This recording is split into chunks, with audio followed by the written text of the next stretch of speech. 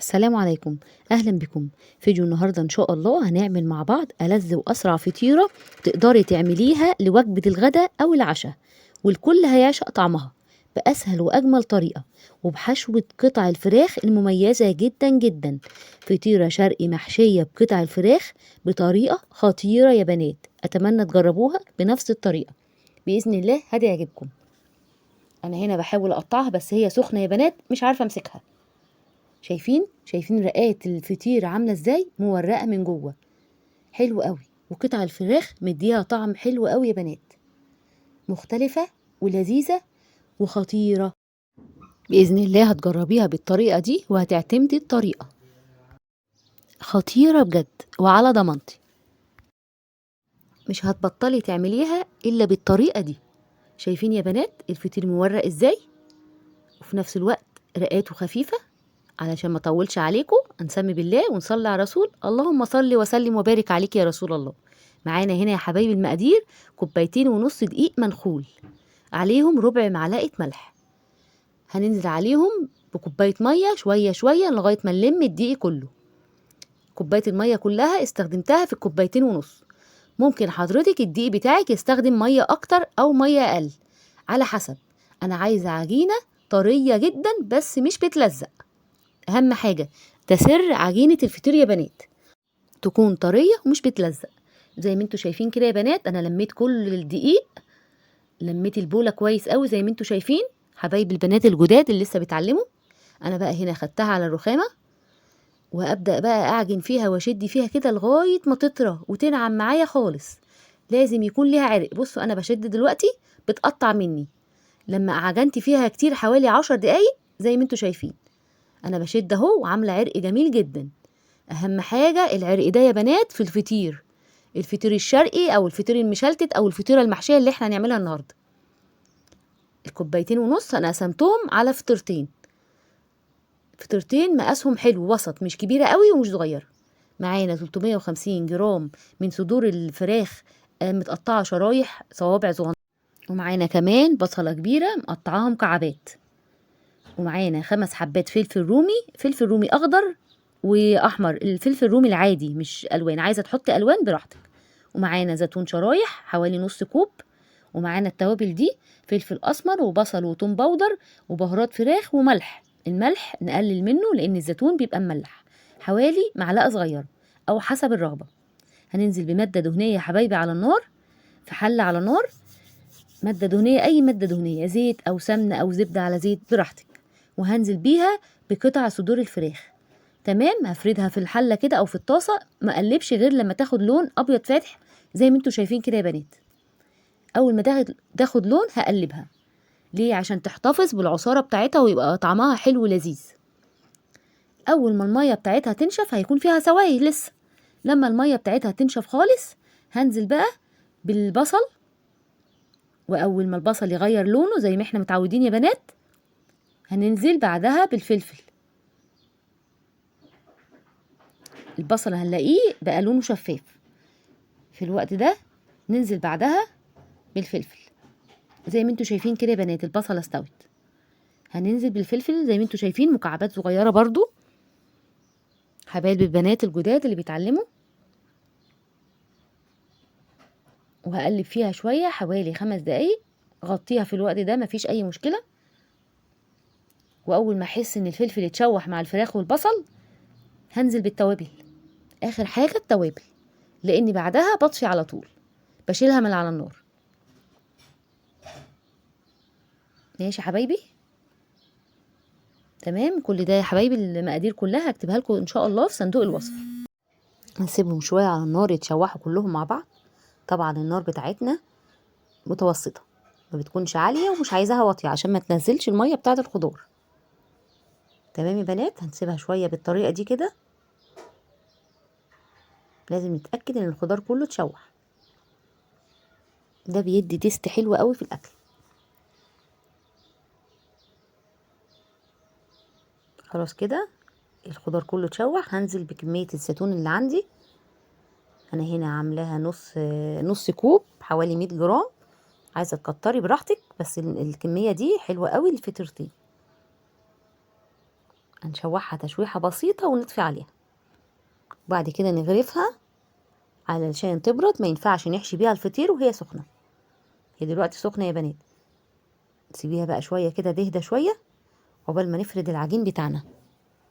هناخد اول فطيرة، طبعا هتكون في الوقت ده ريحت خالص بايديكي من غير نشابة من غير اي حاجة. رشة زيت على الرخامة وهاتي اول كورة واقعدي افردي بيها كده، سهلة جدا يا بنات. حتى لو اتقطعت منك تقطيعة خفيفة كده سيبيها شوية وارجعي افردي تاني. المهم تتفرد معاكي بالشكل ده، تكون سهلة قوي كده. وحاولي تدخلي الهواء كده من تحت العجينة زي ما انتوا شايفين كده يا بنات، زي ما انا بعمل. ده بيساعد انها تتفرد اكتر. واهم حاجة الاطراف، مش عايزة الاطراف تخينة، لازم تكون الاطراف بسوى الفطيرة كلها مستوى واحد. زي ما انتوا شايفين كده يا حبايبي، هو الخاتم اللي انا لابساه هو اللي خرم العجينة كده.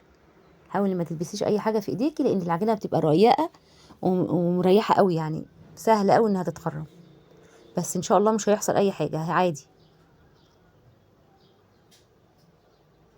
تمام كده يا بنات. اهم حاجة الاطراف تكون رقيقة كلها في مستوى واحد. ابدأي بقى كده ادهنيها زبدة او سمنة اللي عندك، مفيش اي مشكلة. طبعا سمنة بلدي بتكون طعم احلى، ولو سمنة من السوبر ماركت اهم حاجة هاتي نوع ريحته وطعمه حلو، عشان ده بيفرق قوي في الطعم. تمام كده يا حبايبي. حاولي بقى تدهني كل الفطيرة دي بالطريقة دي كده، سمنة او زبدة، يدهنيها دهنة حلوة زي ما انتوا شايفين كده يا بنات. صلي على سيدنا محمد في التعليقات، اللهم صل على سيدنا. لو وصلت معايا لغاية هنا ادعميني بلايك فضلا وليس امر. حبايبي البنات الجداد اللي لسه بيتعلموا، هنطبقها بنفس الطريقة. شايفين يا بنات؟ خدنا اول جزء والجزء التاني هنحط عليه بنفس الطريقة كده يا بنات. حاولي بقى تساوي كده الطبقات فوق بعضيها، افردي فردة حلوة كده، اضغطي عليها ضغطة حلوة كده. ده بيساعد ان الطبقات بتبقى رقيقة وجميلة زي ما انتوا شفتوا كده يا حبايبي في اول الفيديو. في نص العجينة هنحط نص الخلطة، احنا عاملينها طبعا فطيرتين، الخلطة على قد الفطيرتين. ولازم تكون الخلطة بردت او تكون دافية، اوعي تحطيها سخنة على العجينة. تمام يا بنات. هناخد نص الخلطة بس، نحطها في نص الفطيرة كده. هنسيب التلت من على الطرف ده والتلت من على الطرف التاني، وهنطبقهم على الخلطة. هوريكم دلوقتي هعملها ازاي.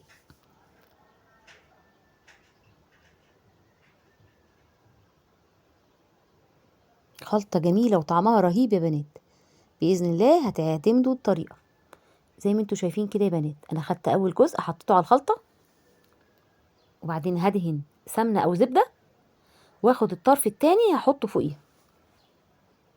هقرب لكم بس كده معلش يا حبايبي عشان المكان عندي في التصوير هو ده المتاح حاليا. زي ما انتوا شايفين كده يا بنات. سوي كده الاطراف بالظبط كده، سويها حلو قوي. وابداي بقى احط ايوه كده بالظبط، ما تخافيش من اي حاجه مثلا اتقطعت منك، كله هيتداوى في الصينيه. لما نيجي نحطها الاطراف اللي انا بتنيها من تحت دي هي اللي هتبقى من فوق الوش، لان هحط عليها جبنه موتزاريلا. في الوقت ده يا حبايبي في الخلطه عايزين تزودوا جبنه موتزاريلا براحتكم خالص، براحتكم خالص، ممكن تزودوا عادي جوه الخلطه، مفيش اي مشكله. بعد ما احط الخلطه احط فوقها جبنه وطبقي عليها العجينه زي ما انا طبقتها. انا كان عندي كميه جبنه قلت هحطها على الوش من فوق مع الزيتون، اكنها تبقى وش بيتزا كده من فوق. خطيره يا بنات، بألف هنا وشفا. ربنا يحسن ما بين ايديكم حبايبي. زي ما انتوا شايفين كده انا طبعا سبتها تريح، لازم بعد ما اطبقها واسيبها في الصينيه اسيبها ربع ساعه كمان عشان تريح. وبعدين افردها كده بالراحه زي ما انتوا شفتوا كده يا بنات، وابدا احط عليها جبنه موتزاريلا. وابدأي احط عليها كمان شرايح من الزيتون.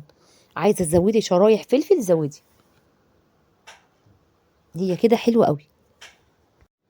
لما نيجي نسويها هنحطها على الصاج في الفرن من تحت، وهتبقى درجه الحراره فوق المتوسطه شبه عاليه. تمام يا بنات. لو الفرن بتاعك بيشتغل تحت لوحده وفوق لوحده، سوي تحت الاول وبعدين اديها وش تحت الشوايه. لو الاتنين بيشتغلوا مع بعض شغلي الاتنين مع بعض.